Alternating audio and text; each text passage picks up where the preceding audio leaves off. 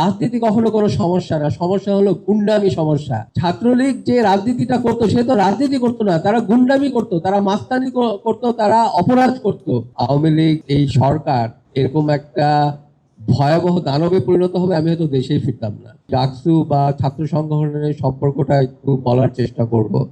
তো আমরা যখন ছাত্র ছিলাম তখন আমাদের এরকম কোনো নির্বাচন আমরা দেখিনি, কিন্তু সেটা ছিল আমাদের তথাকথিত স্বৈরাচার পতনের পরে গণতন্ত্রের অভিমুখে যাত্রা, যেটা আমরা বলা হয় 90-এর দশকের পরে। কিন্তু সেই গণতন্ত্রের যাত্রাটা কিরকম হয়েছিল সেটা আমরা সবাই কম বেশি জানি।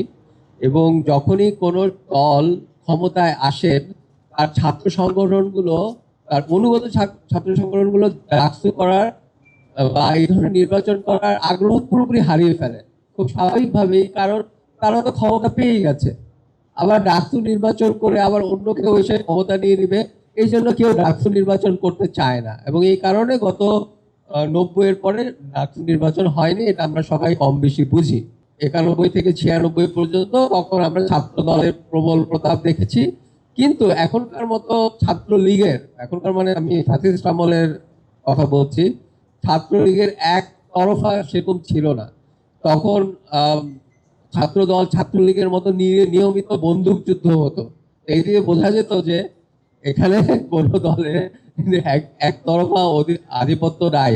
আমরা ক্লাস চলছে এমন সময় দেখতাম গোলাগুলি শুরু হয়ে গেছে, এক দল হলের দিকে আগাচ্ছে, আরেক দল ওখান থেকে গুলি করছে। তখন মোটামুটি হল দখলের একটা বিষয় ছিল। তার মানে কি, একটা গণতান্ত্রিক কম্পিটিশন, সেটা গণতান্ত্রিক বলা ঠিক হবে কিনা, যে কোনো একটা গুন্ডামিরও একটা কম্পিটিশন ছিল, যেটা গত 15-16 বছরে একদম বিধ্বস্ত হয়ে গেছে। কিন্তু কোনো নির্বাচন বা ওই ধরনের কোনো বালাই ছিল না। 2016, 17, 18, পার্টিকুলার 18 ইলেকশনের পরে আমি একটা কথা অনেকবার বলেছি, আপনাদের সাথে শেয়ার করি। সেটা হচ্ছে যে আমি যদি বুঝতাম যে আওয়ামী লীগ এর এই সরকার এরকম একটা ভয়াবহ দানবে পরিণত হবে আমি হয়তো দেশেই ফিরতাম না। আমার যে ব্যক্তিগত অভিজ্ঞতা পুরো সময়টা জুড়ে ছাত্রদের সংগঠন, ছাত্রদের ডাকসু উপস্থিতি অনুপস্থিতি, তার চেয়ে আমার কাছে অনেক বড় একটা ব্যাপার মনে হয়েছে সবসময়, এখানে সাধারণ ছাত্রদের মধ্যে ডাকসু আছে কি নাই তার চেয়ে বড় বিষয়টা হলো তাদের ওনারশিপ অফ দ্য ইনস্টিটিউশন। তারা কি আসলে বিশ্ববিদ্যালয়কে ওন করে কিনা। বিশ্ববিদ্যালয় শুরু পচন হয়েছে, বিশ্ববিদ্যালয়ের প্রধান যাকে বসানো হয়েছে সে আসলে একজন রাজনৈতিক প্রভুদের পারপাস সার্ভ করার জন্য সেখানে এসেছেন। তো আপনারা বুঝতেই পারেন 2017 সাল ওই সময় আমলে এই ধরনের কথাবার্তা বলাটা মনে হয় খুব একটা বুদ্ধিমানের কাজ ছিল না। এবং যার ফল আমি পাই, কারণ বিভাগের অনেকেই আমার এই ধরনের কথাবার্তা বলার জন্য, আমার সহকর্মীরাও অনেকে আমার উপর ক্ষিপ্ত।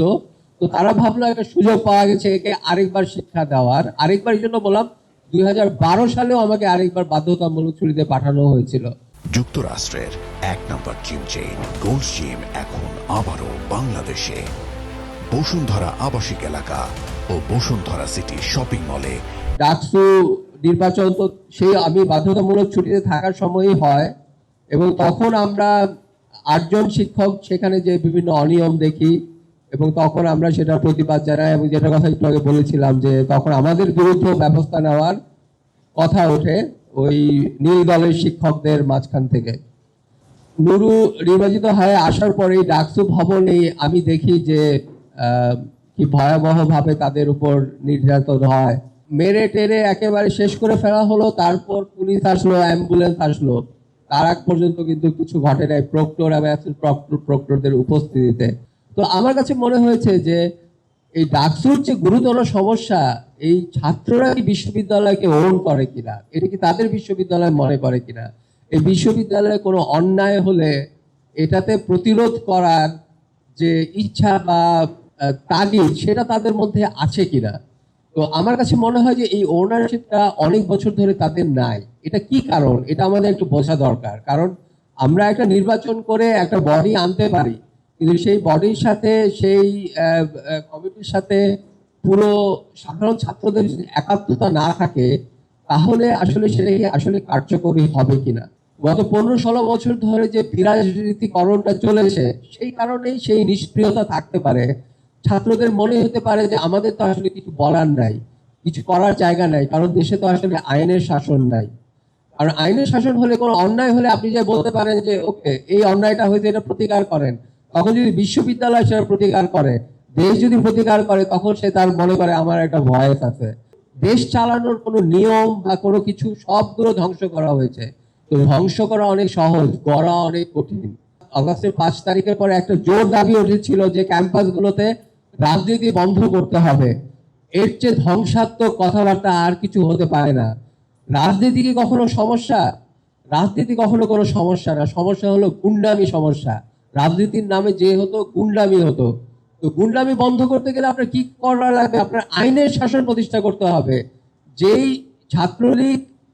ছাত্রলীগ যে রাজনীতিটা করতো, সে তো রাজনীতি করতো না, তারা গুন্ডামি করতো, তারা মাস্তানি করতো, তারা অপরাধ করতো।